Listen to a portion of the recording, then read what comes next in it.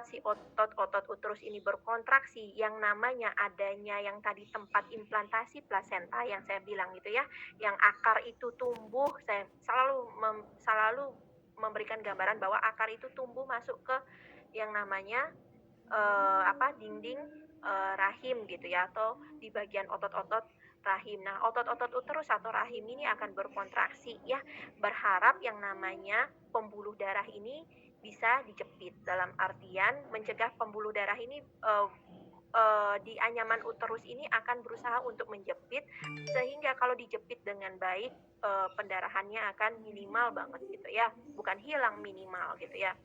Pada saat plasenta sudah lahir kan berarti ada luka gitu ya. Plasenta ini tempatnya kan di bagian otot-otot gitu ya, di bagian sampai kadang ada yang nembus ke otot ataupun cuma di bagian lapisan dalam saja. Ya kemudian kalian harus mengevaluasi pada saat 1 jam pertama Hmm. di 15 menit pertama gitu ya. Itu kan pada saat isi patograf bagian belakang kalian harus melakukan pemantauan pendarahannya, tinggi fundus, tekanan darah, nadi kalau nggak salah ada suhu juga kan gitu ya. Kemudian ada pendarahan berapa cc kayak gitu ya.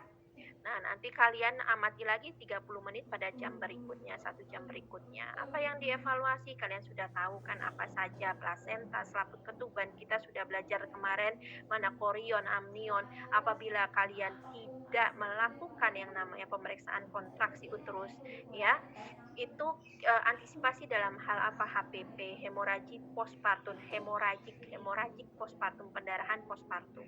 Kontraksi uterus dikatakan dia tidak bekerja dengan baik dalam 15 detik ya, tidak berkontraksi dengan baik atau nia uteri. Beberapa penanganannya masase dan KBI serta KBE ataupun nanti aorta abdominal itu nanti kalian pelajari. Tapi kalian tahunya bahwa nanti kalau terjadi atonia, masase dan dilakukan KBI dan KBE. Ada beberapa faktor yang dipertimbangkan dalam hal terjadinya HPP atau mengevaluasi pendarahan ini, konsistensi uterus, kelekapan plasenta, terjadinya autonia uteri, uterus tidak berkontraksi setelah dilakukan masase, kandung kemih yang penuh akan mempengaruhi yang namanya pendarahan, sampai dengan pemberian ASI ini akan mempengaruhi berkurang atau tidaknya pendarahan yang terjadi. Ya, kontraksi blas yang penuh atau kandung kemih yang penuh ini akan menghambat kontraksi uterus, ya uterusnya tidak menjadi lebih keras dalam artian lebih baik, sehingga kandung kemih yang penuh ini akan menghambat konsistensi uterus. Nah, kemudian ada beberapa hal yang menyebabkan juga pendarahan, kalian harus periksa gitu ya, serviks, vagina, perineum. Kemarin kalian sudah belajar kan ya, heading gitu ya, yang mana aja sih kalian uh, heading gitu ya. Nah, kalian heading bagian sini kemarin. Nah, bagian sini ya. Benar? Iya, Bagian dalam benar, ya. Bu. Ini dalam ya, sampai kan ada robekan sampai sini ya. Nah, nanti kalian lihat di dalam sini ini ada ligamen-ligamen. Ya, di bagian sini ada ligamennya. Nanti kalian lihat di sini ada ligamen. Di bagian vagina kalian lihat apakah ada odim terbuka atau lecet atau tidak. Kemudian di bagian vulva atau bagian luarnya merah, bengkak dan lecet, ya.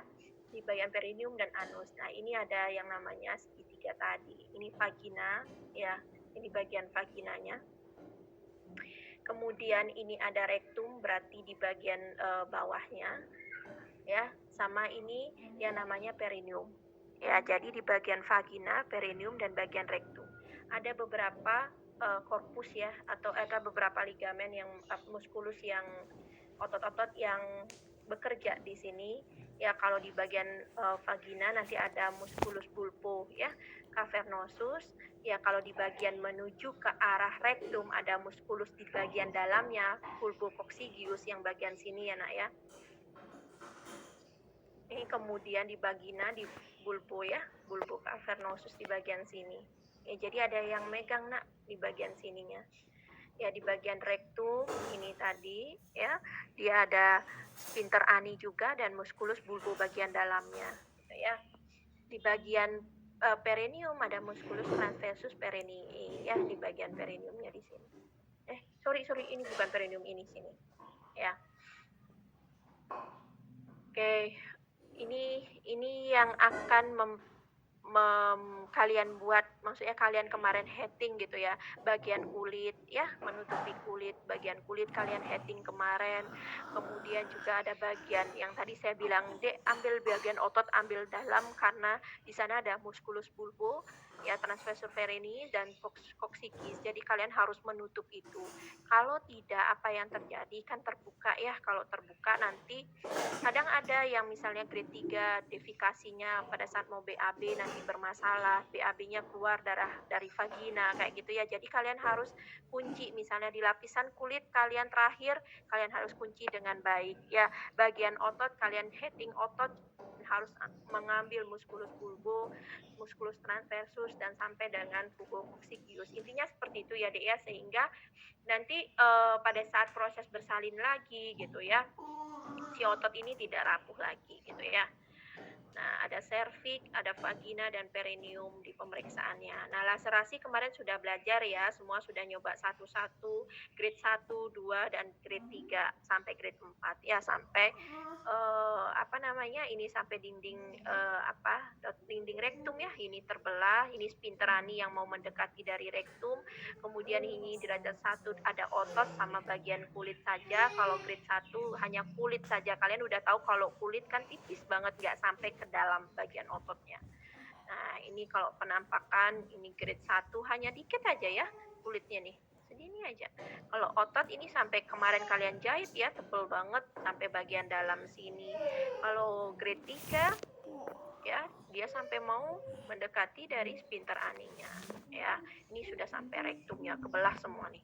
Nah, ya ini sampai sini. Sampai sini ya. Enak ya. Oke, perkiraan nanti kalian baca aja perkiraannya seperti apa, cara memperkirakan atau pakai pembalut ya, pembalut kalau hanya 4 inch segini gitu berarti pendarahannya sedikit, kalau moderat itu sedang hampir 6 inci ya, sampai kalau yang penuh dalam waktu 1 jam kalian lihat dia penuh itu sudah banyak sekali ya.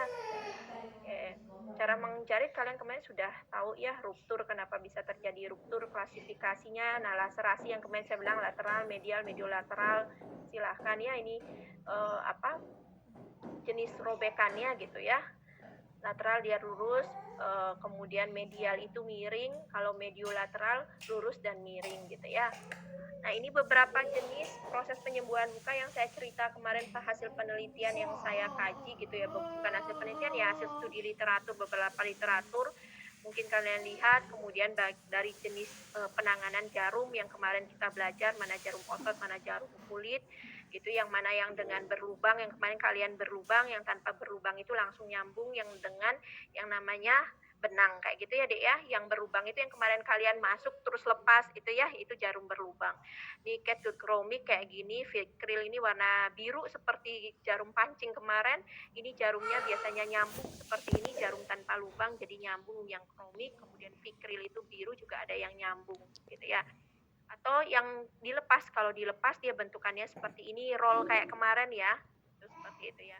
Ini ada beberapa jenis keuntungan catgut dan chromik, catgut chromik dengan sintetik atau Vicryl yang kemarin nih, Vicryl Rapid Kit ini lebih bagus sih hasilnya ya, kalau dilihat ya yang kemarin kita bahas. Kemudian ini semakin kecil nomor benang, semakin besar atau berat makin kuat ya kekuatannya gitu ya.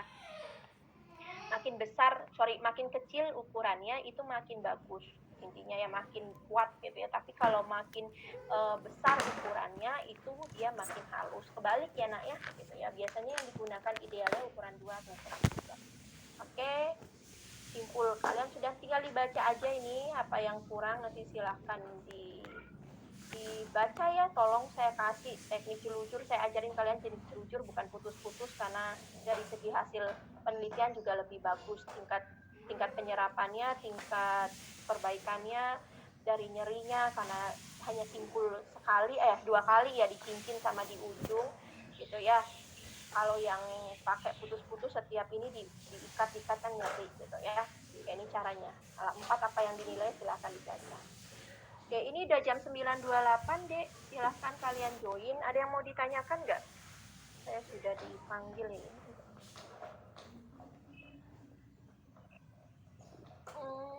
Nggak ada Ibu sepertinya. Ya baca lagi ya nak ya, baca lagi. Kalau ada boleh ditanya di grup kita gitu. Nanti ya, yang kalah 4. Ya, yuk join aja ya di itu. Kalau nggak ada yang mau bertanya nggak lagi? Ada nanya, ada yang kurang paham. Nanti saya share yang hitung HPHT tadi ya. Silakan belajar gitu ya. Nanti kalau masih kurang paham boleh diskusi di grup atau boleh japri saya atau mau ada pertemuan lagi silahkan. Ya, misalnya kapan masih ada 1 jam tuh saya masih kurang ini dalam hal ini silahkan gitu ya. Oke, saya akhiri. Silakan absensinya saya setting sampai jam 11 gitu ya. Silakan absen gitu ya. Silakan ikuti kuliah umumnya mulai 1 menit lagi nih. Saya akhiri. Apabila ada kesalahan tadi selama perkuliahan saya mohon maaf.